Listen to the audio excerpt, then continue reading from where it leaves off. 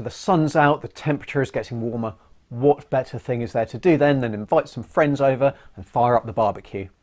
Take a minute though to watch this video right to the end though, as I answer can dogs eat corn cobs and discuss 3 other barbecue dangers for your dog and cat. Hi, I'm Dr. Alex from ourpetshealth.com, helping you and your pet to live a healthier, happier life. And if you find this video helpful, then I'd be really grateful if you could share it with your friends and family. So one of the big questions I get asked, especially in barbecue season, is can dogs eat corn cobs or corn on the cob? No, don't do it. Do not feed your dog corn cobs. Now I'm not going to talk about the nutritional value of corn, it's the corn cob that I'm talking about today. So after a barbecue, the corn cob, it will still likely be covered in butter or some other tasty sauce, and your dog will be all too happy to eat it. Now this might be after you actually feed it to them as well, or it could be that they raid it from the rubbish bin. Now corn cobs are dense and fibrous.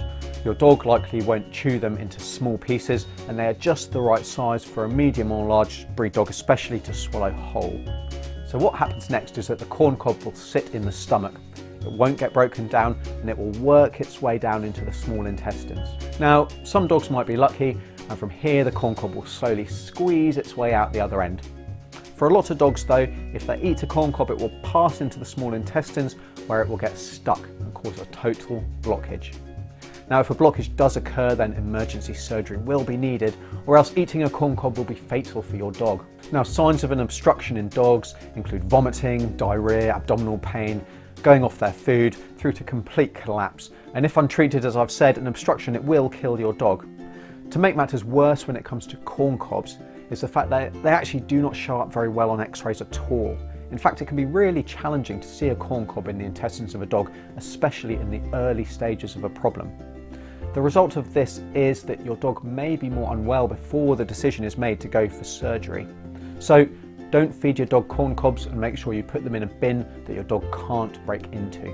The same goes for the next 2 barbecue dangers I've got for you. And next up we have kebab skewers. Kebab skewers are just like corn cobs in that they'll be covered in little bits of tasty food and sauce. Now you'd be forgiven for thinking that there's no way a dog would swallow a kebab skewer whole, but unfortunately they can, and they do. Even if the kebab skewers are chewed in half or thirds, that still leaves some pretty long lengths, each with a really sharp point at the end. These will find their way into the stomach and even the intestines, where the skewers will then puncture little holes into the guts and even travel outside the guts and into the abdomen. There are not really many better ways to cause septic peritonitis, which can quite easily be fatal even with prompt emergency surgery. So cooked bones for dogs are the next barbecue danger, and are just as dangerous for cats too. Now the issue of feeding any bones is potentially controversial, but regardless of your general stance, most people will agree that feeding any form of cooked bones is a bad idea. Cooking causes bones to become more brittle, and when eaten they can form very sharp shards. Some may be broken down in the stomach, and smaller shards are likely to pass through a larger dog without too much trouble, although they can cause constipation, and we do see that regularly, especially in entire older males. The problem though comes when large bone chunks are swallowed, and you can guess what happens.